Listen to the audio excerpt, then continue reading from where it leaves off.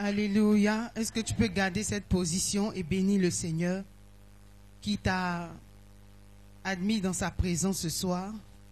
Est-ce que de ta position, dis merci à Jésus, ce grand des grands qui a agi dans ta vie, ce grand des grands qui s'est glorifié dans ta vie, il continue de le faire encore aujourd'hui. Bénis son Saint-Nom.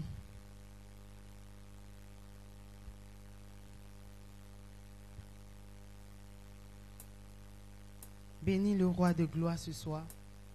Dis-lui merci pour ce rendez-vous encore divin dans lequel il t'introduit, dans lequel il va te parler, il va éveiller encore ton esprit, il va encore nourrir ton âme, il va encore te faire du bien.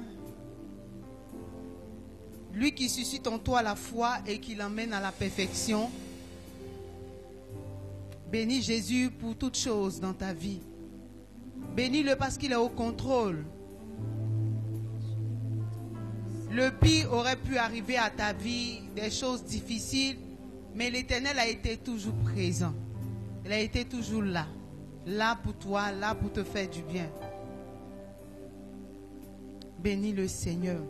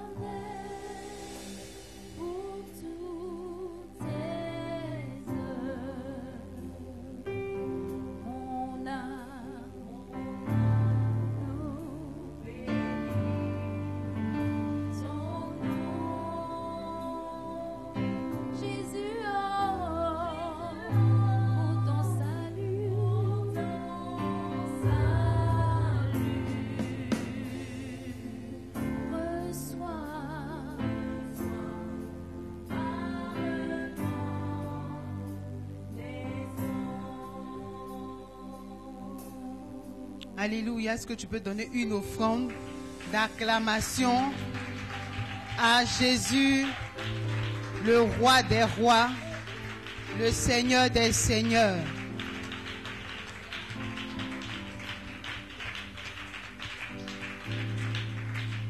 Bien-aimé, sois béni dans le nom de Jésus.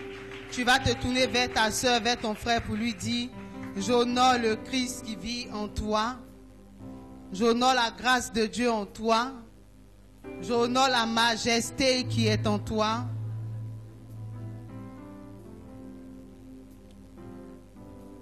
J'honore le Christ Pantocratos qui vit en toi.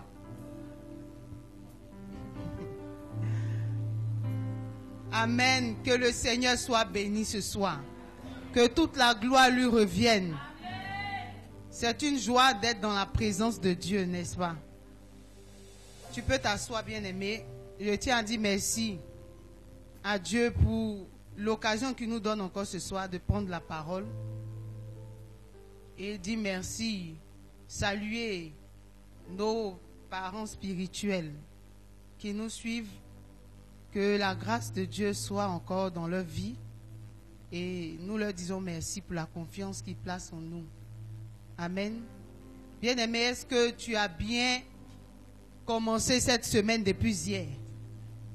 Est-ce que tu as été béni hier par l'introduction? Si tu as été béni, acclame le Seigneur.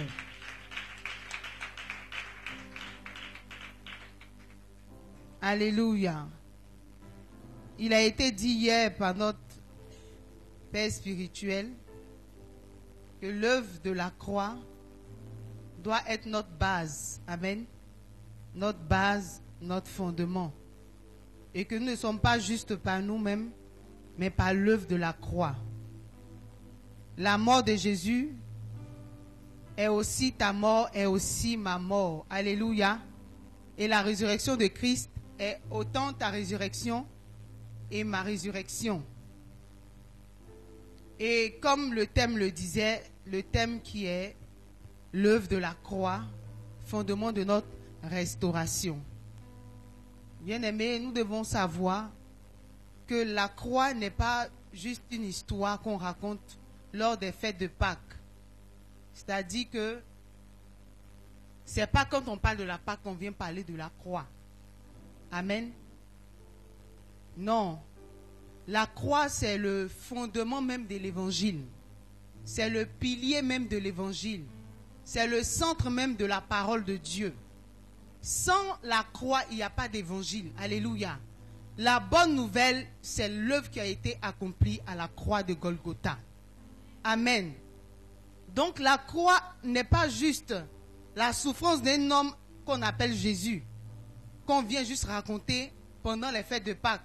Dit qu'un homme a été maltraité, il a été fouetté, il a été crucifié. On ne vient pas juste à la Pâques pour expliquer comment Jésus a connu la douleur. Amen. Au contraire, la Pâques, c'est un acte, la croix, pardon, est une œuvre, sinon un acte d'amour profond que Dieu a manifesté au travers de Jésus. Amen. Tu ne dois pas voir la Pâques comme si c'était le moment, on a des frères qui font ce qu'on appelle le chemin de croix, qui vont juste remémorer les souffrances de Christ. Ils font les stations. Pour ceux qui ont fait un peu l'autre côté, ils savent de quoi je parle. On fait les stations. À chaque endroit où Jésus a subi quelque chose, on s'arrête, on fait des scènes pour se rappeler. Bien aimé, ce n'est pas ça l'objectif de la croix. C'est vrai, on doit se rappeler de toutes ces choses. Mais nous devons savoir que la croix est un acte profond d'amour, un sacrifice puissant, une intervention divine que Jésus-Christ a manifesté. Amen. C'est une intervention divine, mais complète. Est-ce que tu peux me dire Amen? Cet acte est un acte complet que Christ a accompli. Il n'y a rien ne manque à ce que Jésus a fait. Alléluia. Rien ne manque. Dieu a pensé à tout. Il a pris tout en compte. Il n'y a pas une chose qui a échappé à Dieu pendant que Jésus mourait à la croix. Il a tout pris en compte pour nous sauver, pour nous libérer et surtout pour nous restaurer entièrement dans chaque domaine de notre vie. Est-ce que tu peux dire Amen à ça? Amen. C'est un acte que Dieu a fait, a posé au travers de son Fils Jésus pour nous restaurer entièrement. Pourquoi nous disons l'œuvre de la croix, fondement de notre restauration. Alléluia. L'homme avait perdu sa dignité. L'homme avait perdu sa paix. L'homme avait perdu sa santé, son identité et même sa communion avec Dieu. Amen. Mais par Jésus-Christ, Dieu est venu nous restaurer. Par Jésus, Dieu est venu nous rétablir dans notre santé. Il est venu nous rétablir dans notre vie. Il est venu nous rétablir dans notre communion avec Dieu. Amen. Quand Jésus mourait à la croix, il ne mourait pas seulement pour nos péchés. Est-ce que tu peux dire Amen? Une fois Papa Dakouri prêchait ici, il a dit ceci, qu'il y a bien plus au-delà du fait que Jésus soit mort pour pardonner nos péchés. Alléluia. La Bible dit qu'il a porté nos douleurs. Il n'a pas seulement effacé tes crimes. Il n'a pas seulement effacé tes fautes. Mais à la croix, Jésus s'est substitué en toi. À la croix, Jésus est en train de porter toutes tes douleurs. Et quand on le dit, on dit que c'est trop simple pour être vrai. Alléluia. Bien-aimés, parlons vrai, parlons fort. Ce que Jésus a fait à la croix, il n'a pas que porté, il n'a pas qu'effacé tes péchés. Il a porté tes douleurs. Il a porté tes échecs. Il a porté tes blessures. Il a porté tes humiliations. Il a porté ta honte. Et encore, il a porté tes malédictions. Alléluia. L'œuvre que Christ accomplissait n'était pas juste venir te pardonner, enlever tes péchés. Et très souvent, quand on parle de la croix, on voit juste le fait qu'on a été pardonné. Mais au-delà du pardon qui t'a été accordé, c'est tes douleurs que Dieu a portées. Tes douleurs du passé, tes douleurs du présent et tes douleurs du futur. C'est ça que Jésus a porté. Et c'est la bonne nouvelle que je suis venu t'annoncer ce soir. Que tu as été restauré dans toutes ces dimensions. Alléluia. Bien-aimés, en Christ, nous ne sommes pas seulement pardonnés, comme j'ai dit. Nous ne sommes pas seulement pardonnés, mais en Christ, nous sommes relevés. Ah, nous sommes relevés. Depuis le jardin d'Éden, l'homme a connu la chute. On était tombés, on était KO, bien-aimés.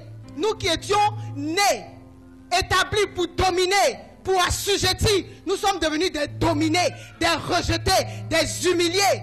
Bien-aimé, Jésus n'est pas seulement mort pour effacer tes fautes, mais il est mort pour te relever de ta chute, de la chute de ce que tu as hérité en Adam depuis le jardin d'Éden. Jésus meurt pour te relever. Alléluia. Bien-aimé, j'aime ce que je dis. Jésus est mort pour te guérir. Il est mort pour te guérir, quelle que soit la maladie, quelle que soit la souffrance, qu'elle soit spirituelle ou physique. Christ est mort pour te guérir. Et il y a quelque chose que j'aime. Christ est mort pour nous honorer. En tant que fils, on avait perdu l'honneur d'être enfant de Dieu. On avait perdu l'honneur d'entrer librement dans la présence de Dieu, d'entrer librement dans le sanctuaire et de parler à Dieu. Mais quand Christ meurt, il vient nous honorer en tant que les fils, en tant que les filles bien-aimées de Dieu. Alléluia. Il nous restaure. Jésus nous restaure. Et c'est une vérité, bien-aimée. Et durant 2 jours, et Dieu me fait la grâce d'être venu pendant 2 jours. Nous allons explorer pendant 2 jours cette restauration profonde dont Jésus-Christ a manifesté pour nous à la croix. Bien-aimé, tu es honoré de Dieu. Tu es honoré parce que pour toi, Dieu a donné ce qu'il avait de plus cher. Pour toi, Dieu a pris son fils qu'il l'aimait tant, d'un amour incomparable et qu'il a donné, il a fait de lui péché. Parce que Jésus a revêtu le péché de l'humanité pour que toi tu sois sauvé. Pour que moi, j'ai le privilège de prendre un micro, me tenir ici et parler de Jésus. C'est parce que j'ai été honoré en Christ. C'est parce que tu as été honoré en Christ que tu peux servir à la table du roi des rois, que tu peux manger à la table du roi des rois, que tu peux partager la gloire du roi des rois, que tu peux partager l'honneur du roi des rois, que tu peux partager la splendeur du roi des rois. Remantarabose terebo kotorobo santa. Alabose kerebo santa rababa. Jésus n'est pas seulement mort pour te pardonner. Au-delà du pardon, il t'a donné des bénédictions, de toutes sortes de bénédictions dans les lieux célestes. Il a fait de toi un homme honorable, une femme honorable. Même si les gens ne voient pas ton honneur, même si les gens ne voient pas ta valeur, les gens peuvent te mépriser. Mais devant Dieu, tu as de la valeur, bien-aimé. Pour Jésus, tu comptes. Est-ce que tu peux dire à ta soeur, pour Jésus, je compte? Même si la vie m'a montré que je suis sans valeur, même si la famille où j'ai grandi, la famille où je suis né, m'a montré que moi je suis zéro, je suis rien. Mais quand je rencontre Jésus, il me donne l'honneur. Il me donne la valeur. En Jésus, j'ai une valeur intrinsèque. En Jésus, j'ai une valeur indéniable. Ce que je suis ne réside pas dans ce que je possède, mais en qui je suis, en Jésus-Christ de Nazareth. C'est là que se trouve ma valeur, c'est là que se trouve ta valeur. Tu n'es pas quelqu'un parce que tu as l'argent. Tu n'es pas quelqu'un parce que tu as des immeubles. Tu n'es pas quelqu'un parce que tu es marié. Tu es quelqu'un parce que Jésus vit en toi. Parce que tu transportes la gloire de Dieu. Parce que tu transportes la présence de Dieu. Ah! C'est ce qui fait ta valeur, femme. C'est ce qui fait ta valeur,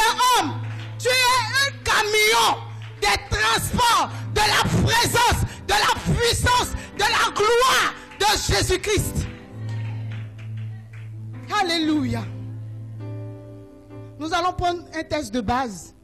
Ésaïe 53, versets 4 à 5.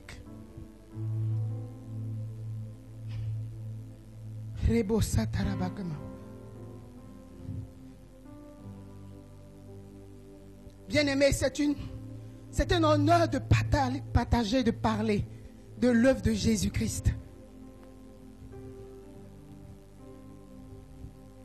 Ésaïe 53, le verset 4, je lis. La Bible dit, cependant, ce sont nos souffrances qu'il a portées. C'est de nos douleurs qu'il s'est chargé. Et nous l'avons considéré comme puni, frappé de Dieu, humilié. Mais il était blessé pour nos péchés, brisé pour nos iniquités.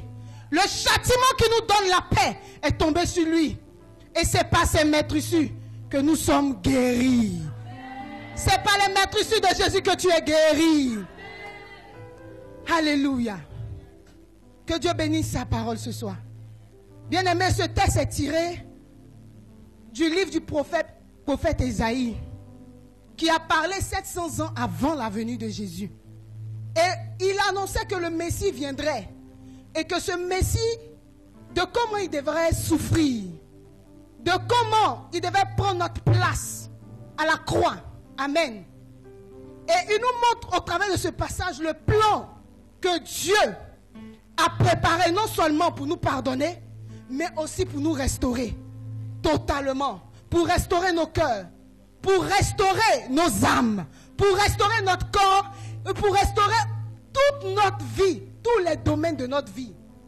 Et voici comment le prophète Ésaïe donne cette prophétie.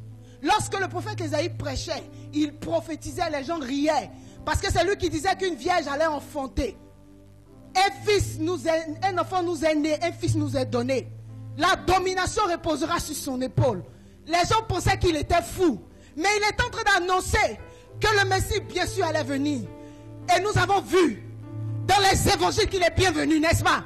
Il est arrivé et c'est la bonne nouvelle. C'est la bonne nouvelle, c'est notre Pâques. Notre Pâques est que Christ est venu effectivement comme Ésaïe l'a dit, Ésaïe l'a prédit. Il a souffert, la Bible dit qu'il n'avait rien pour plaire. Il n'avait ni beauté ni éclat. Mais au-delà de sa mort, de sa crucifixion, de son ensevelissement, de sa résurrection et de sa montée, Jésus partage désormais un héritage glorieux avec nous. Bien-aimé, tu n'es pas dans une illusion.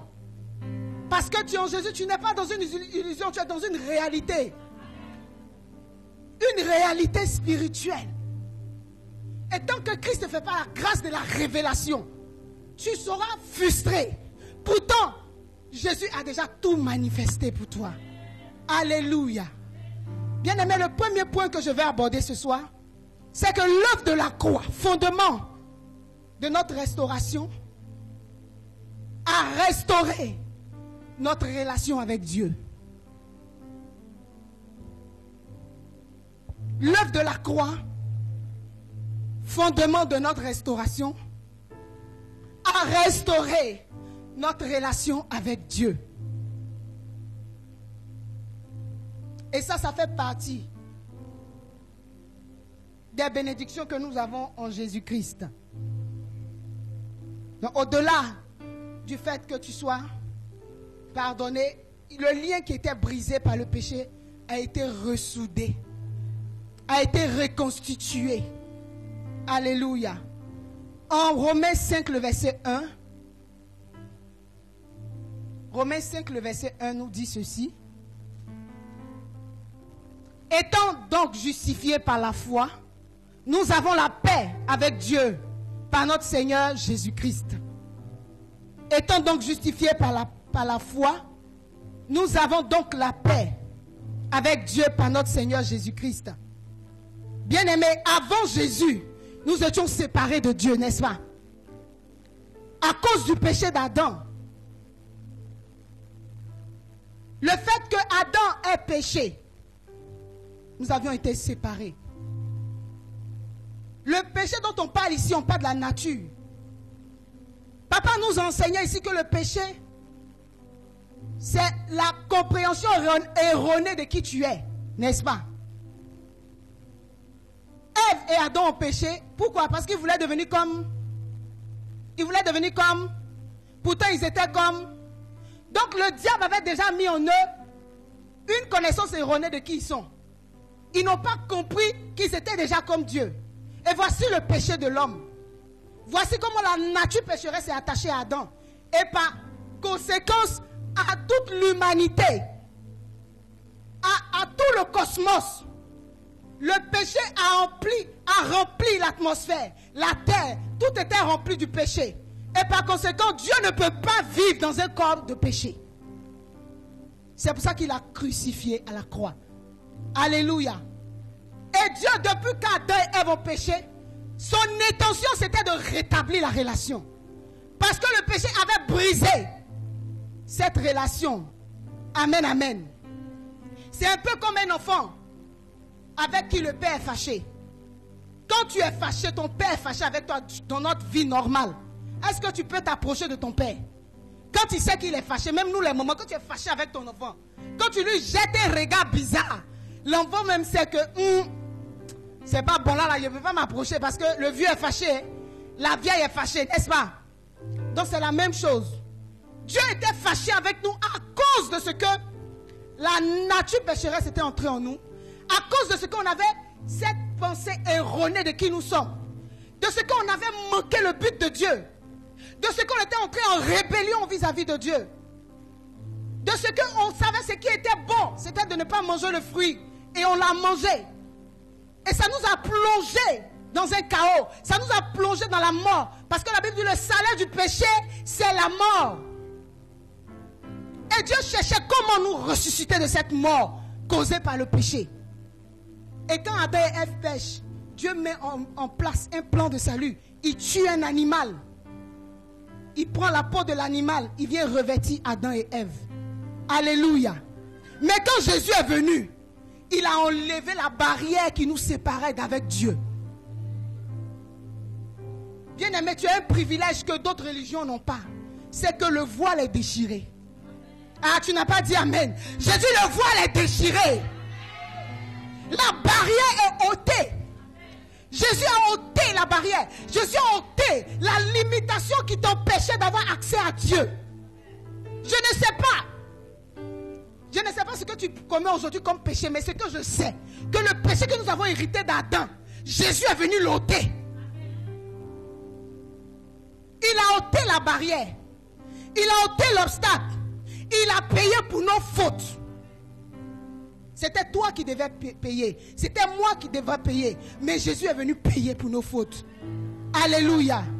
Et maintenant, dis à quelqu'un, maintenant, je peux parler à Dieu. Ah, tu ne dis pas ça bien. Dis maintenant, je peux parler à Dieu. Bien aimé, c'est une réalité. Jésus même a dit quelque chose. J'ai prié pour une personne. Et la personne disait que j'ai un problème, ma foi a baissé. Je n'arrive plus à placer ma foi en Jésus. J'entends des voix qui m'incitent au suicide. J'entends la voix. Je n'arrive plus à placer ma foi en Jésus. Je crois que je n'ai plus de foi. Je lui ai dit, c'est quoi tu appelles la foi? Pourquoi est-ce que quand tu entends la voix de l'ennemi qui te dit de te suicider, tu ne passes pas à l'acte? Pourquoi? Parce que tu sais que Dieu n'aime pas ça.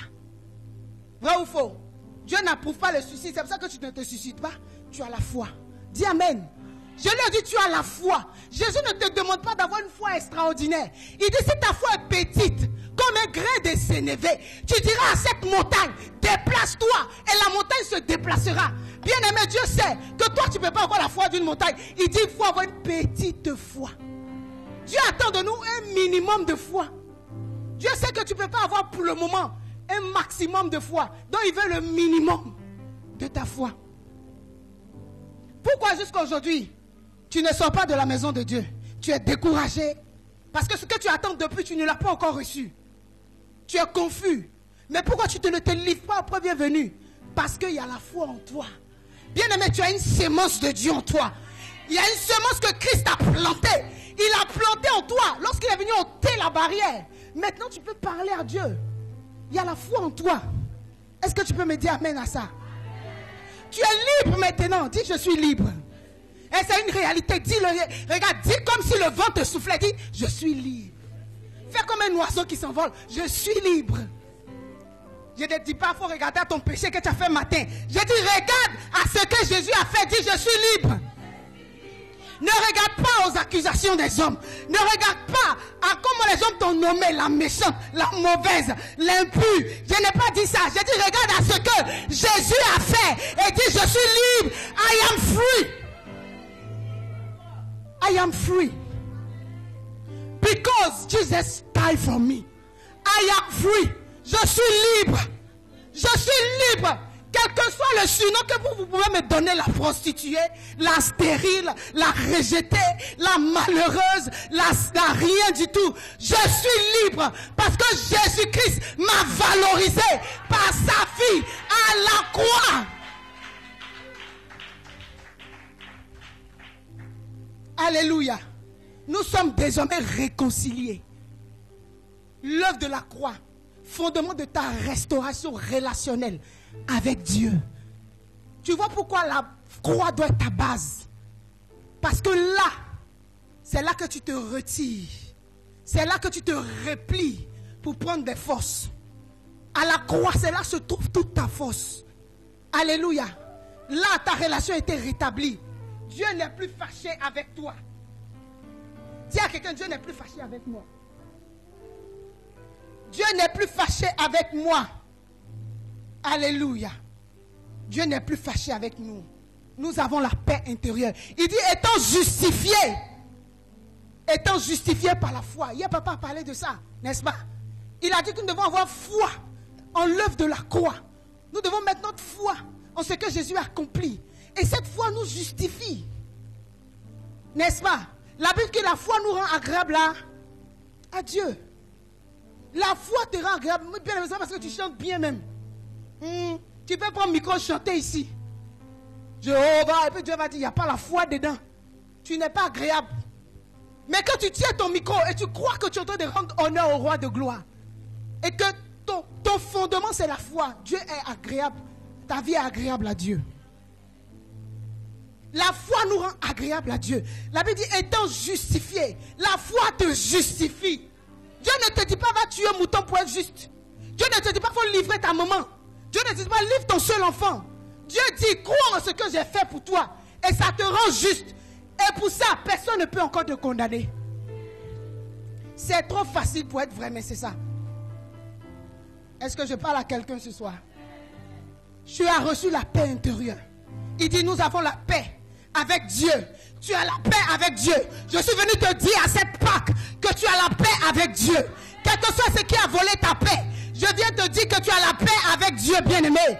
Ta paix avec Dieu a été rétablie par Jésus-Christ de Nazareth. Dieu n'est pas fâché avec toi. Il n'y a plus, devrait plus avoir de trouble en toi. C'est pour cela que Jésus est étonné. Lorsque dans la barque, les disciples sont effrayés quand il y a la tempête. Bien-aimé, Jésus est dans ta barque. Jésus est dans ta barque et tu ne devrais pas avoir peur. Bien-aimé, on dit la tempête. Tempête, là, quand ça vient, ça ne fait pas bruit. La Bible dit que la barque se remplissait d'eau, mais Jésus dormait. Souvent, Jésus est présent. Nous l'avons accepté. Lui-même, il sait qu'on l'a accepté. Il est là. Mais il est dans le silence. Mais quand la tempête vient, tu perds ta paix. Quand le trouble arrive, tu perds ta paix. Même tu vois à l'évidence que le diable a touché. Le diable vient de toucher. Mais tu n'es pas sûr que Jésus est dans ta barque. Et mais c'est là le chrétien va dire, Dieu, tu m'as abandonné. Dieu, mais je ne sais pas ce que j'ai fait à Dieu. Si c'est moi qui ai crucifié Jésus. Je ne sais pas s'il y a chié à l'église. Excusez-moi du thème. Je ne sais pas si j'ai fait quelque chose. Ah, mon péché que j'ai fait il y a 10 ans là. Dieu, il m'a gardé rancune. C'est là qu'on va accuser Dieu. Parce qu'il est juste dans le silence. Mais il est dans la barque. Il est là. Regardez à quel moment la tempête s'arrête. À quel moment? Quand les disciples se tournent vers Jésus, qui commence à dire quoi? Maître, nous périssons. Mais c'est ce qu'il devait faire au départ. ils ont fini de se troubler, de s'agiter avant de réveiller Jésus. Souvent, tu finis de prendre tes plans. Tu finis de faire tes plans. Quand ça te frappe au visage, tu connais Jésus. Alléluia. Mais quand ça vient, c'est là que tu dois crier, Maître, je péris. Jésus, je péris. Jésus, ça ne va pas. Jésus, l'ennemi est en train de prendre le dessus. Mais on a toujours appelé Jésus en dernier recours. Pourquoi? Parce qu'on n'est pas conscient qu'il nous a rétablis avec Dieu. On n'est pas conscient que nous avons la paix désormais avec lui. Quel que soit l'heure où tu le réveilles, il sera debout. Quel que soit le moment où tu vas le réveiller, il sera debout. Les disciples l'ont réveillé. Est-ce qu'il ne s'est pas levé? Est-ce qu'il ne s'est pas levé? Est-ce que ce soir tu vas dire, Seigneur, réveille-toi dans ma situation.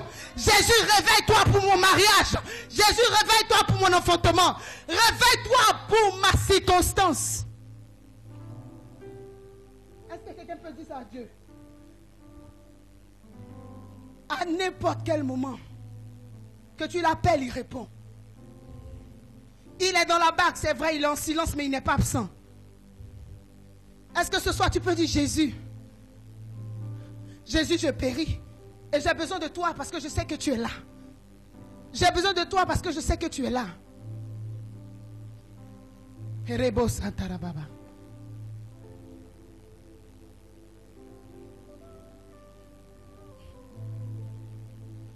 Il est là, il te donne la paix intérieure. Même si tout s'agite autour de toi. Alléluia.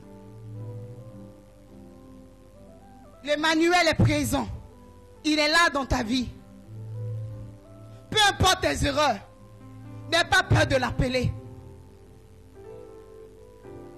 La barrière que Jésus a ôtée prend en compte tes péchés passés, présents et futurs.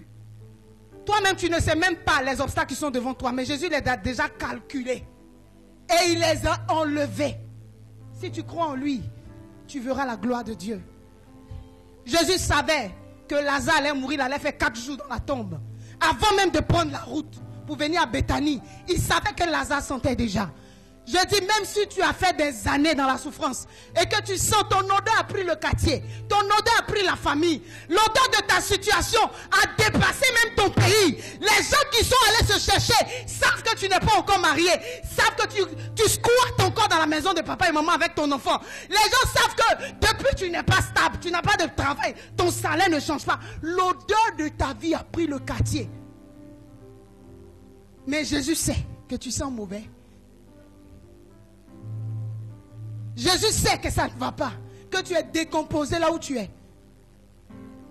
Mais il dit, je suis la résurrection. Alléluia. Il dit, je suis la résurrection et je suis la vie. Celui qui croit en moi ne mourra pas, il vivra. Il a dit à Marc, ne t'ai-je pas dit que si tu crois, tu verras la gloire de Dieu. Tu sens, tu es à l'église, mais tout le monde sent ton odeur.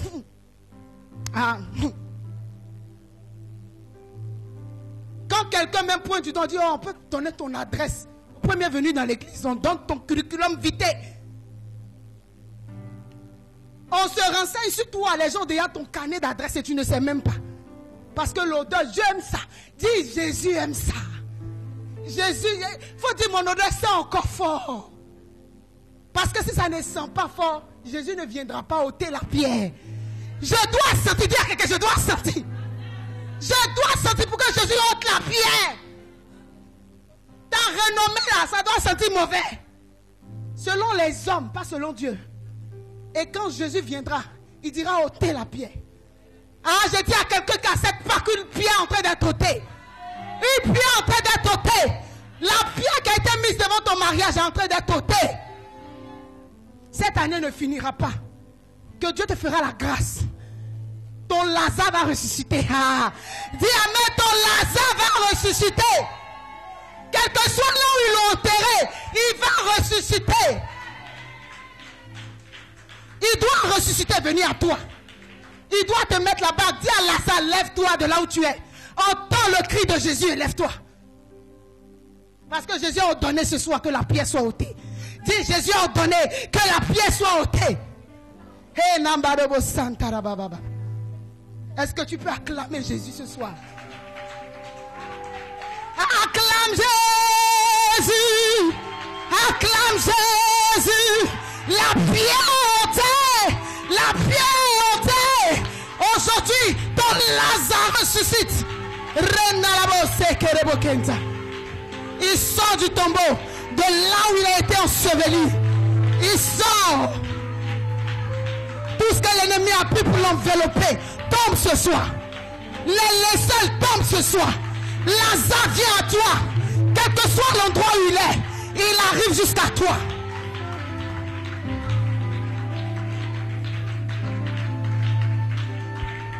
Yeah. Alléluia. Ah, bien-aimé, tu peux t'asseoir. Je vais dire à un homme, ta Lazette est ressuscitée. Ah, ta Lazarita est ressuscitée. Elle est en train d'enlever les vieux vêtements, tous les kéchia. Jésus a donné qu'on enlève ça. Elle prend du temps parce qu'elle est en train d'être dépouillée quelque part. Elle va arriver jusqu'à toi. Elle va arriver jusqu'à toi. Elle va arriver jusqu'à toi. Parce que c'est Jésus qui l'a ordonné.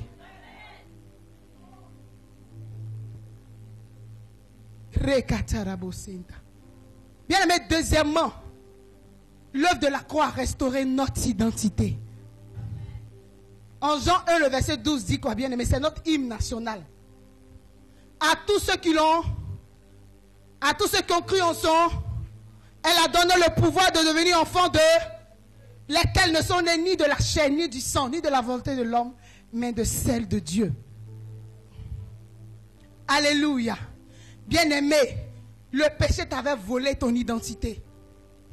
Mais quand tu as accepté Jésus, il t'a restauré. Tu n'es plus orphelin. Dis à quelqu'un, je ne suis pas orphelin. Je disais que le plus grand orphelin, c'est celui qui n'a pas Jésus. C'est celui qui n'a pas Dieu dans sa vie. Là, il est vraiment orphelin. Amen. Mais celui qui a Dieu n'est plus orphelin. Lorsque tu l'acceptes spirituellement, tu n'es pas seul. Jésus a dit, je m'en vais, mais je ne vous laisserai pas. Le Saint-Esprit viendra, n'est-ce pas? Il vous enseignera toutes choses. Le consolateur. Celui qui crie Abba Père, il viendra. Alléluia. Donc nous sommes des enfants adoptés de Dieu. Dis à quelqu'un, moi là, je ne suis pas enfant bâtard. Dis, je suis adopté de Dieu. Je suis adopté de Dieu. Bien-aimé, j'ai souvent rendu ce témoignage ici. Le jour où j'ai entendu la voix de l'Éternel m'appeler enfant de l'Éternel. Je suis enfant de mon Père.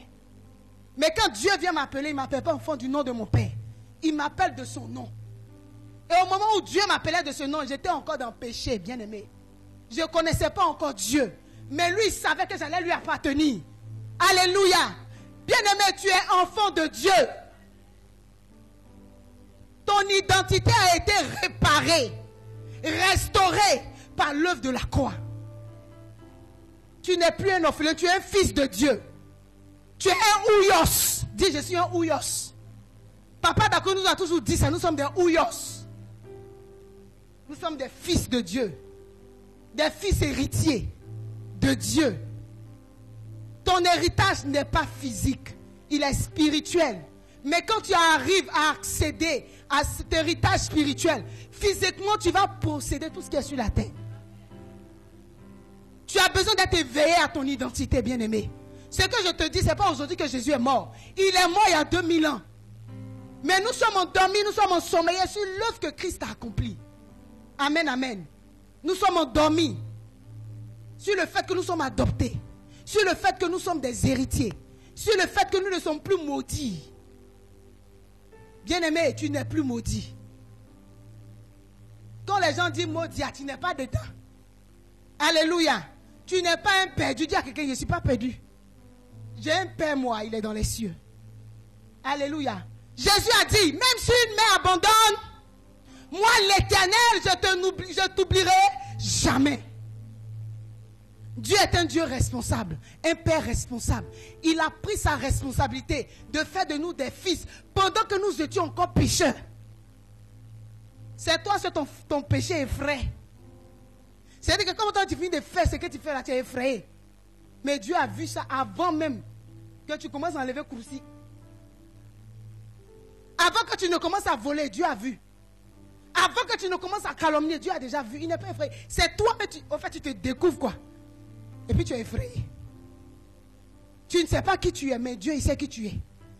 Il te connaissait. La Bible dit, il n'est pas venu chercher ceux qui sont bien portants. Bien aimé, ici, là, il n'y a pas quelqu'un qui est bon. C'est pas parce que tu me vois ici, je suis bonne.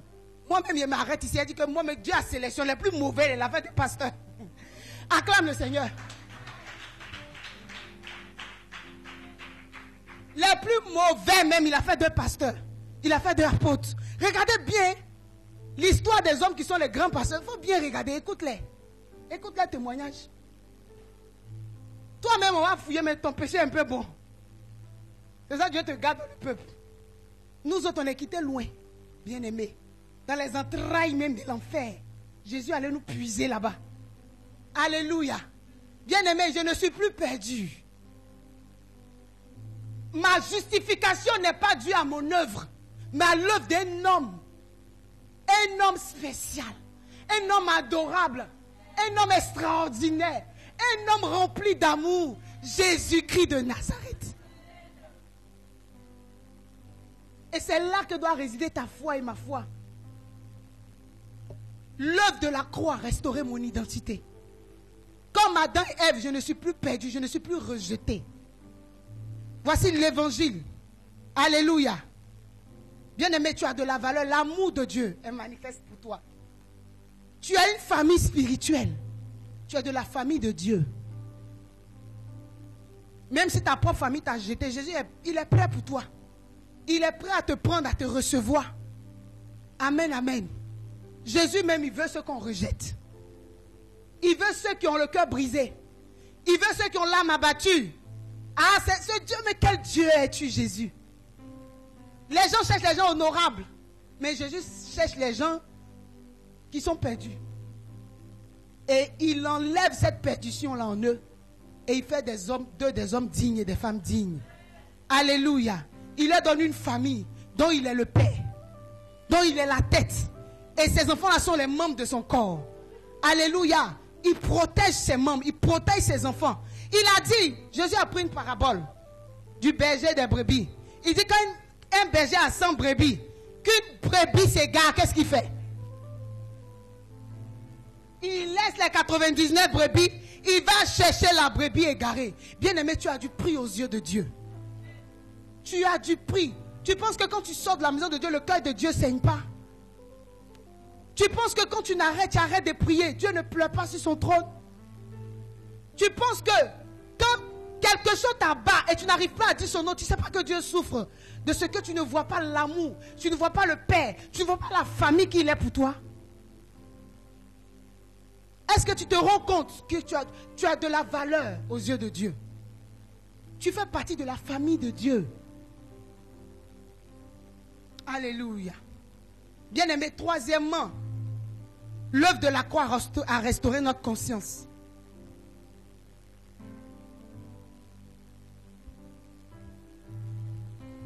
Dans Hébreux 9, le verset 14,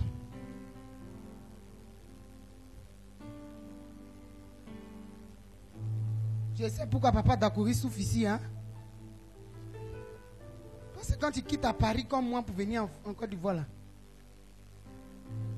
la chaleur te fatigue. Quand souffrais de me voir transpirer, quoi. Je suis plus habitué à la chaleur de l'Afrique. Alléluia. Hébreux 9, verset 14 dit ceci.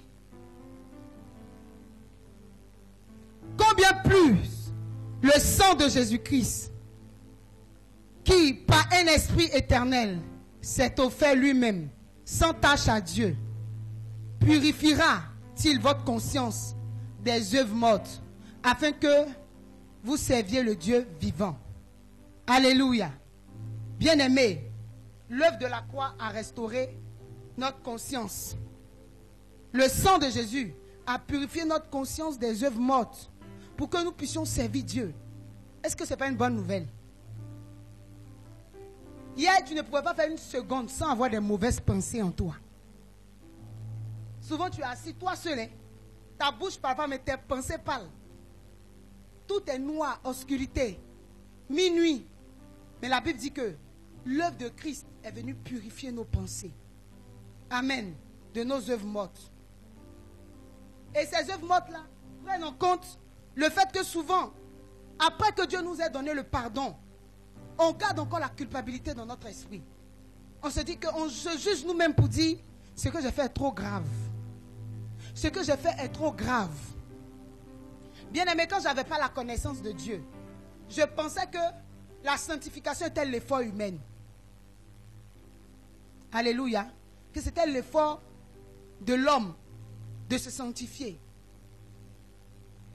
Et si on veut vraiment appliquer la parole de Dieu, les gens vont penser qu'on est laxiste, qu'on tolère le péché. Dans les églises, quand quelqu'un pêche, on le prend, on le met sous discipline. C'est vrai, les hommes ont mis ça pour mettre de l'ordre dans l'église. Mais on peut mettre quelqu'un sous discipline et puis il va pécher 100 fois encore. Ou bien, c'est comme quelqu'un qui est habitué à aller en prison. Hein? Quand il sort de là-bas, puis il s'est envolé encore là. Il s'est dit quoi? Il est retourné dans ma maison. Le diable, même quand on le chasse, il cherche un corps. Il va entrer. J'ai un de mes frères, tellement il était habitué à la maca. Quand on l'attrape, il dit envoyez-moi en prison. Ne me tuez pas. Alléluia. Envoyez-moi en prison. Il est à l'aise là-bas. Donc souvent on se dit que on est trop mauvais. Et on juge les gens par leurs actes. Bien aimé, on peut faire des reproches à quelqu'un, lui dire ce que la Bible dit. Mais qu'est-ce que Dieu gagne à humilier une personne qui a péché? Parce qu'on ne va pas te dire que tu as humilié. Ton péché même te montre que tu as déjà humilié. Il n'y a pas une personne qui pêche et qui ne sent pas l'humiliation. Qui ne sent pas qu'elle vient de tomber. Bah. Il n'y a pas une personne. Ce n'est pas quand toi tu dis, la manière dont tu dis là, qui fait qu'il est conscient de son péché. Dieu a mis en nous le bien et le mal. Donc quand tu fais mal, toi-même tu sais. Ta conscience est ton premier juge. Donc tu trouveras quoi à venir humilier quelqu'un? C'est pour ça que quand ils ont envoyé la femme adultère devant Jésus, il dit celui qui n'a jamais péché n'a qu'à jeter. On l'a attrapée sur les faits. Elle était coupable. Mais Jésus ne trouvait pas de plaisir à humilier une personne. Amen. Et aujourd'hui, je viens te dire que Dieu a effacé toute cette culpabilité que tu portes dans ta conscience. Tu n'as pas dit Amen. Ta culpabilité passée, présente et future, Jésus a effacé. Il a nettoyé ton cœur. Et tu dois laisser ton cœur être nettoyé. Toi qui as gardé les gens dans ton cœur, il va me payer ça. Imaginez que Dieu gardait rancune. Qui allait rentrer ici?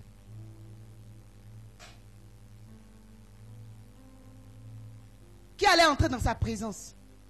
C'est pour ça que moi, je ne juge pas les païens. J'ai des amis païens. J'ai des personnes que je suis qui ne sont pas encore converties, à qui je prêche l'évangile. Parce que je crois qu'elles peuvent se convertir. Parce que je crois que le salut est possible aussi pour eux. Moi, je me suis converti parce que quelqu'un a cru en ma conversion. Et moi aussi, je crois en la conversion des gens. Je ne juge personne. Je peux savoir comment tu vis. Tu ne vas jamais m'entendre venir mettre le doigt sur l'acte que tu commets. Parce que je sais que celui qui va te reprendre et ta vie va changer, c'est Jésus. Parce que les hommes font les reproches et puis on ne change pas. Les gens te reprochent, ils te reprochent, mais les reproches ne changent pas quelque chose à ta vie. Mais quand Jésus te fait des reproches, tu vas changer. Quand Jésus a dit à Paul, Paul, pourquoi me persécutes-tu? C'était pas un reproche. Il a changé ou il n'a pas changé? Mais les hommes nous font des reproches, on ne change pas. Parce que leurs reproches, il y a la chair dedans. Il y a la culpabilité, on vient nous culpabiliser encore. Je ne suis pas en train de t'encourager à pécher. Mais je suis en train de te dire ce que Jésus a fait à la croix. Il a ôté cette culpabilité. Il a nettoyé ton cœur. Il a nettoyé ta conscience. Il a nettoyé tout ce qui est en toi. Dans quel but? Que tu serves Dieu. Que nous puissions servir Dieu. Tant qu'il y a le poids du péché dans ta conscience, tant que ta conscience est chargée, tu ne peux pas servir Dieu. Regardez ceux qui fuient la présence de Dieu. C'est parce que la conscience est chargée. Quand il s'approche de Dieu, l'œuvre de Dieu lui fait des reproches. Sans que tu ne parles, lui-même il sait qu'il n'est pas dans la ligne droite. Souvent on fait le palabre de Dieu cadeau. Alléluia. Souvent tu vois des gens qui sont loin. Parce qu'il voit la grandeur de Dieu. Alléluia. Il voit que Dieu est trop grand pour supporter son impureté. Mais pourtant, Dieu ne le juge pas. Mais Dieu a déjà établi ces choses en l'homme. Amen, amen. Bien aimé, la bonne nouvelle, c'est que Jésus est venu te libérer de cette culpabilité qui te ronge. Jésus est venu ôter le poids que tu as dans le cœur. Pourquoi? Parce que son objectif, que tu le serves, c'est ce que le verset dit. Pour que tu le serves dans cette nouvelle alliance. Que tu sois libéré, l'œuvre de la croix a accompli cette restauration au niveau de ta conscience. Dis amen. Alléluia. Le poids du péché ne peut plus peser sur toi. Tu dois marcher librement et la tête haute. Est-ce que je parle à quelqu'un ce soir? Tu dois marcher librement et la tête haute. Librement veut dire que chaque jour, tu essaies de te conformer à la parole de Dieu. Comme la Bible dit dans Romains 2, le verset 12, c'est ça, non? Ne vous conformez plus à ce siècle, mais soyez renouvelés. Parce que Dieu veut un culte qui vient de toi. Dieu veut que tu le serves, que tu l'adores, avec un cœur pur, une conscience pure. Chaque jour, tu dois faire l'effort, même si Dieu ne te condamne pas. Ce n'est pas une excuse pour demeurer dans le péché. Amen. Au contraire, l'œuvre que Christ a manifestée doit te donner de la gratitude, doit te donner de l'action de grâce que tu dois rendre à Dieu. Et chaque jour, t'appuyer sur ce qu'il a fait et demander à Dieu de devenir une meilleure personne. Est-ce que je parle à quelqu'un? Alléluia. Donc tu ne dois plus avoir honte. Dis à quelqu'un, n'aie plus honte. N'aie pas honte. Quelqu'un peut pécher, et puis son péché est connu publiquement. Mais ce n'est pas toi qui détermine de s'il est pardonné ou pas. Hein. Quelqu'un peut, selon toi, faire de bonnes œuvres sur la terre. Quand il meurt là, ce n'est pas parce que toi tu pleures fort qu'ils sont au paradis. Vrai ou faux? Ce n'est pas que tu as te roulé dans la terre. Le dernier mot appartient à Dieu. Donc que les gens t'acclament, qui ne t'acclament pas, bien aimé, qu'est-ce que Dieu dit de toi? C'est ce qui est important. Mais il ne faut pas faire exprès aussi. Il faut dire à quelqu'un, il ne faut pas faire exprès. Ce n'est pas parce que c'est Dieu qui te juge que tu vas nous faire sale. Il faut dire à quelqu'un, il faut lui dire, il ne va rien te faire. Jésus est présent, l'œuvre de la croix est là. Ce n'est pas parce que Jésus t'excuse que tu vas faire semblant de parler mal aux gens. Que tu vas prendre le malin plaisir de manquer de respect aux gens. Que tu vas prendre le malin plaisir d'humilier les gens. Parce que Jésus t'excuse toi. Vous voyez dans la Bible, il y a un homme qui devait à un grand roi. Vous vous souvenez de cette histoire? Il devait à ce monsieur venir l'encaisser. Il a supplié le monsieur. Non, pardonne-moi, je vais te rembourser dans peu de temps. Le monsieur lui a dit, d'accord, va. Maintenant, lui aussi, quelqu'un lui doit. Vous savez que dans l'affaire de crédit, là, je dois, quelqu'un me doit. Il faut bien regarder, tu dois quelqu'un, quelqu'un te doit aussi. Regarde bien. Et quand le gars lui donne du temps pour pouvoir rembourser son crédit, quand lui va et puis il croise la personne qui lui doit, il dit, donne mon argent, la personne le supplie. Supplie, il dit non. Il a soulevé la personne, il l'a jeté en prison. Donc, quand celui qui lui avait pardonné a appris ça, il est venu le prendre aussi, il l'a jeté en prison. Amen, amen. Bien-aimé, si Dieu te pardonne, tu dois pardonner aussi aux frères auprès de toi. Si Dieu nous excuse, nous devons excuser aussi à ceux qui nous entourent. Pas parce que Dieu t'a excusé, toi tu vas faire exprès maintenant. Amen, amen, amen. Est-ce que tu peux acclamer Jésus pour sa parole?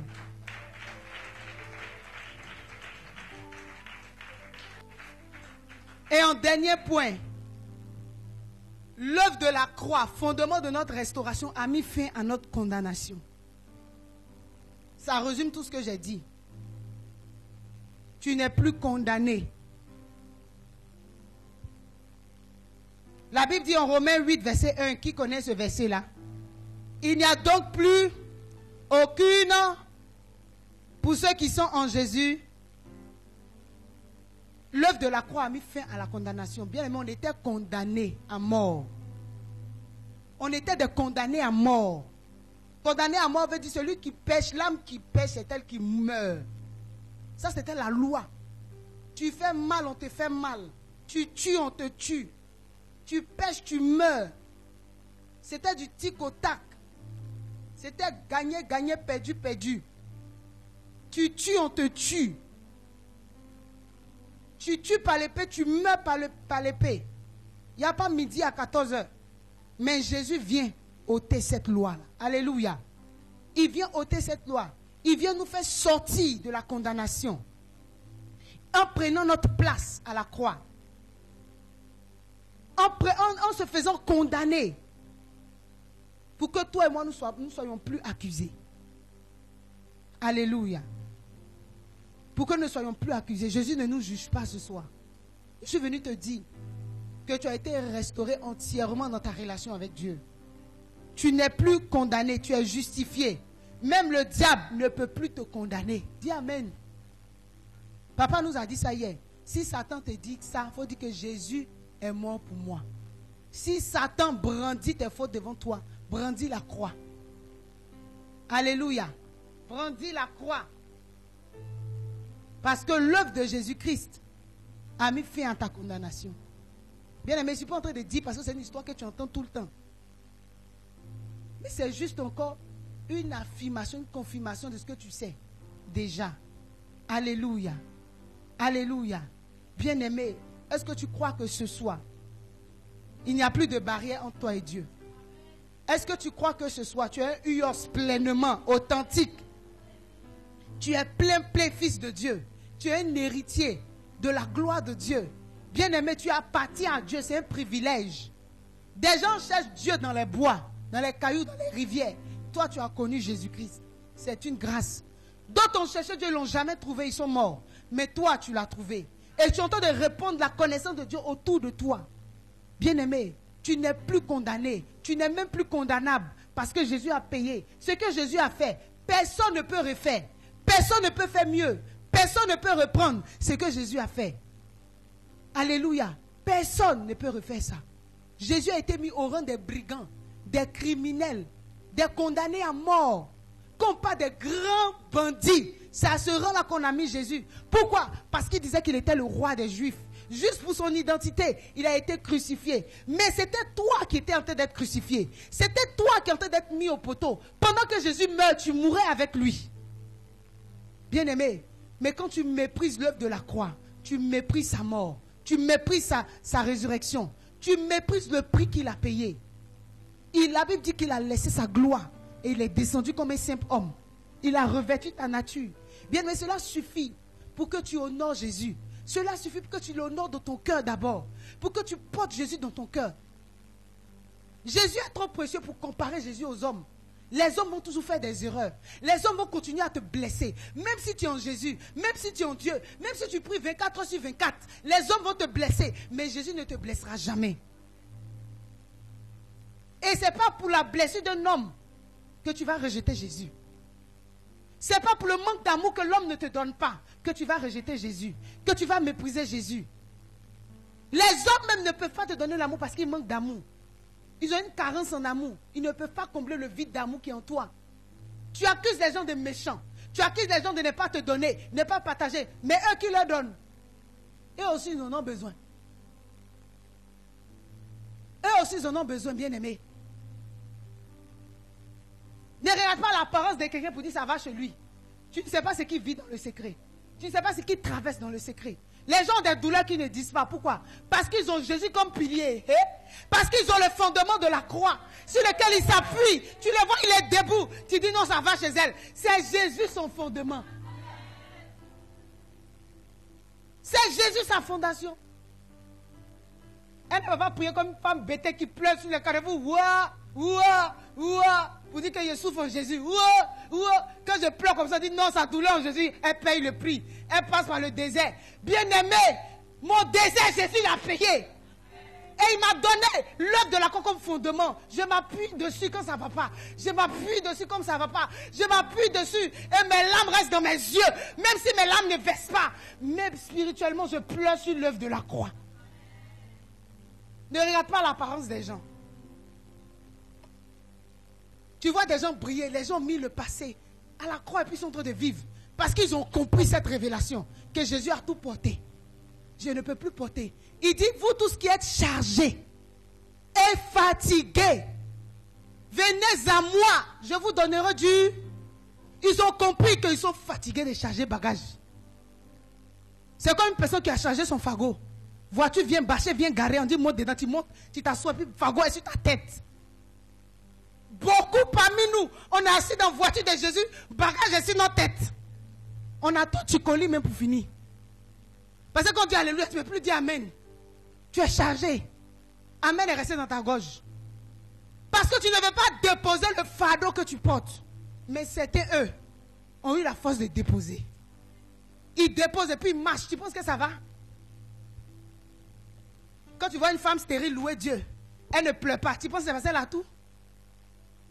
Quand tu vois quelqu'un qui désire le mariage, mais qui est actif dans l'œuvre de Dieu, tu penses qu'elle a tout? Elle est appuyée sur l'œuvre de la croix.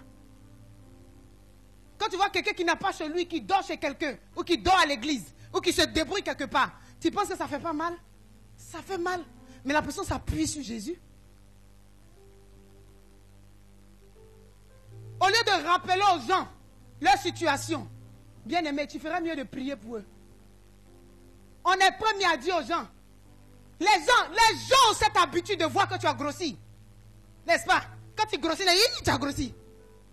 Quand tu maigris, pourquoi tu as maigri? Mais ils ne voient jamais quand tu es triste. Ils ne voient jamais quand tu es dans le manque. Ils ne voient jamais quand tu es malade.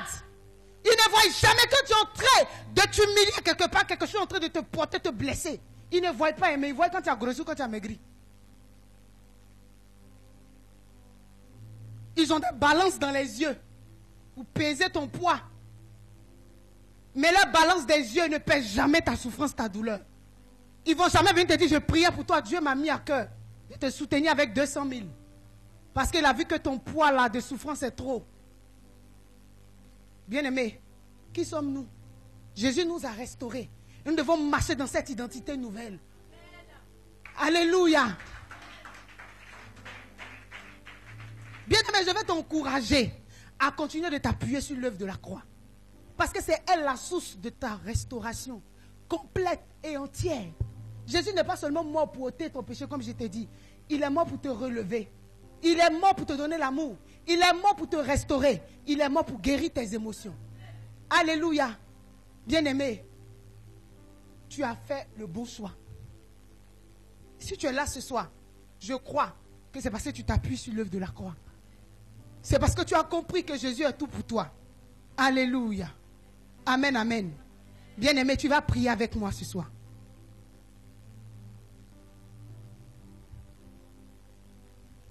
Dis à Dieu merci d'avoir restauré ma relation avec toi.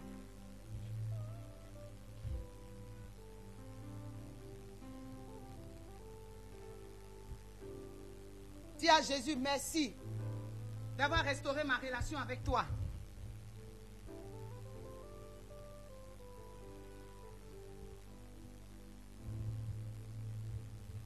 Dis merci à Jésus d'avoir restauré la relation avec toi. Dis à Jésus merci de ce qu'il a lavé ta conscience. De ce qu'il a enlevé la culpabilité de ton passé, de ton présent et de ton futur.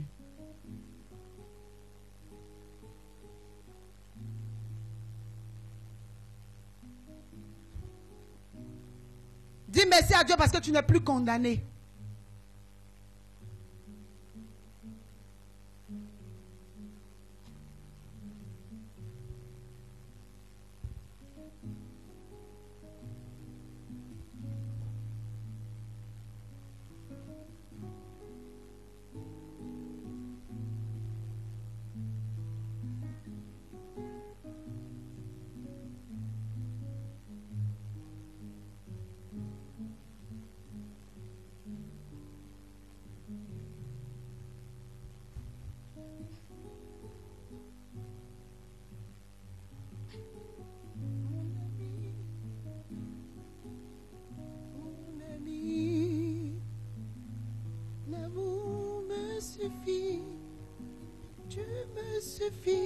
Mon ami, tu me suffis, mon ami.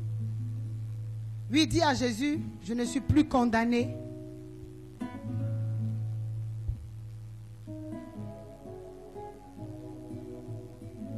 Dis à Jésus, je refuse désormais de vivre dans la honte. Je refuse de vivre dans la honte.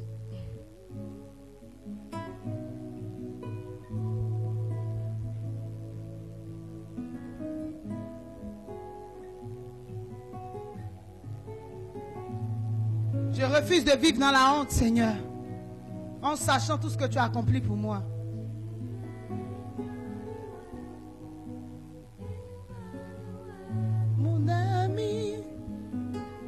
Mon ami, ton amour tu me suffis, mon ami.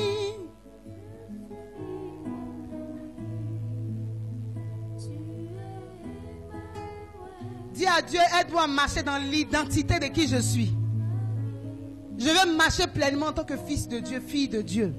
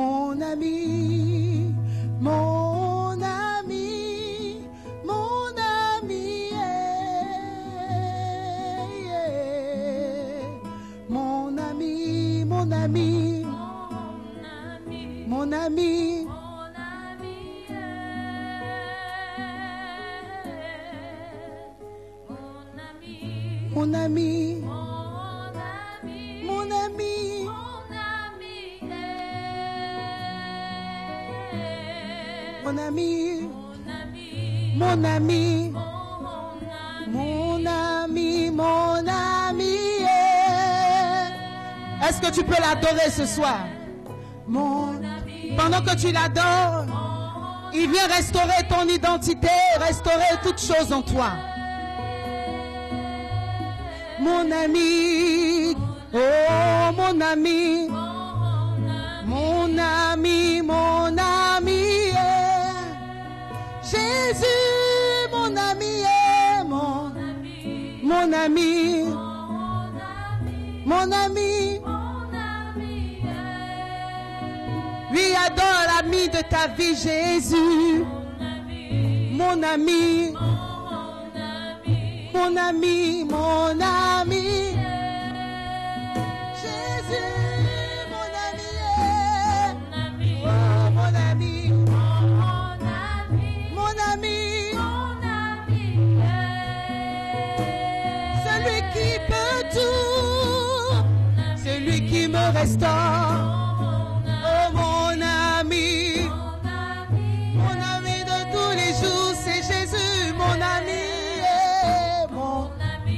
Mon ami, mon ami,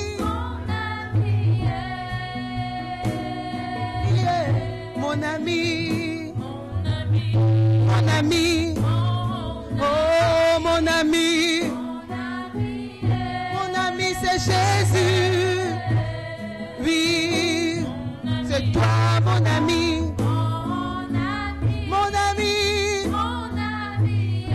c'est toi. Difficile, tu es mon ami Jésus. C'est toi qui m'aimes. Oh mon ami.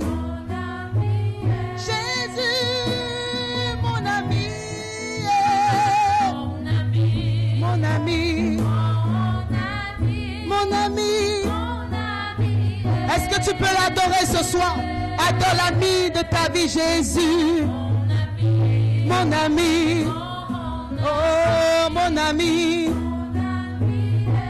il s'appelle Jésus, c'est mon ami, mon ami, mon ami, il est fidèle, mon ami. Oh Père, nous te rendons toute la gloire ce soir. pour la restauration que tu viens d'opérer, que tu as opéré il y a 2000 ans, Seigneur. La restauration de notre identité, la restauration, Seigneur, de notre relation avec toi.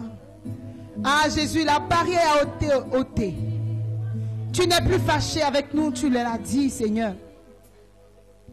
Notre conscience a été lavée. Tu as mis fin à notre condamnation. Oh, nous ne sommes plus privés de ta gloire et de ta présence. Oh, désormais, tu as inauguré une route nouvelle qui nous introduit jusqu'à toi, Seigneur.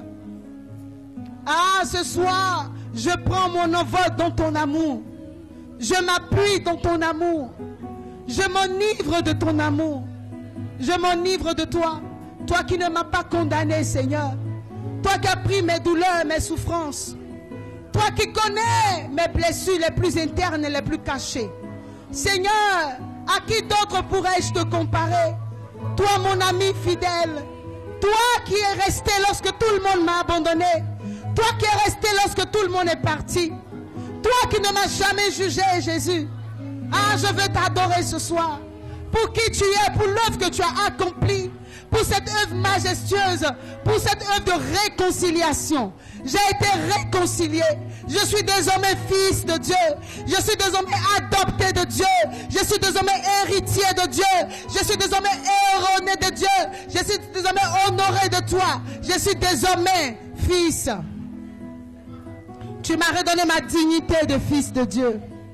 Tu m'as redonné ma domination. Il est puissant, il est fidèle. Pendant que tu pries, je vois le Saint-Esprit consoler quelqu'un ce soir. Je vois une femme ce soir. L'Éternel me dit de te dire que tu n'es pas seul. Il porte avec toi ce poids, il porte avec toi ce fardeau. Il te décharge. Tu n'es pas seul dans ce combat.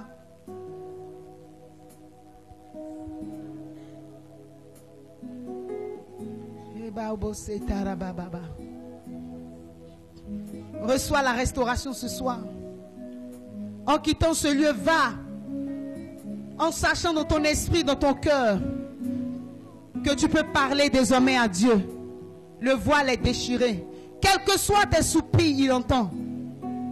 Va de ce lieu en sachant que tu es un fils de Dieu, une fille de Dieu. Que tu es restauré dans ton identité spirituelle et même physique. Va en sachant que ta conscience est libérée. Quel que soit le poids que tu portes. Jésus a mis fin à toute condamnation. Quelle que soit la condamnation, tu es libéré ce soir. Pour toi qui nous suis en ligne, que la grâce de Dieu qui est manifestée en ce lieu te touche de là où tu es. Que la grâce de Dieu, cette grâce que Jésus nous a accordée il y a 2000 ans, soit ton partage. Que tu vives cela pleinement dans ta réalité. Que cette grâce te soit manifestée en Jésus-Christ. Que la gloire de Dieu te soit rendue. Merci Saint-Esprit. Est-ce que tu peux acclamer le Seigneur?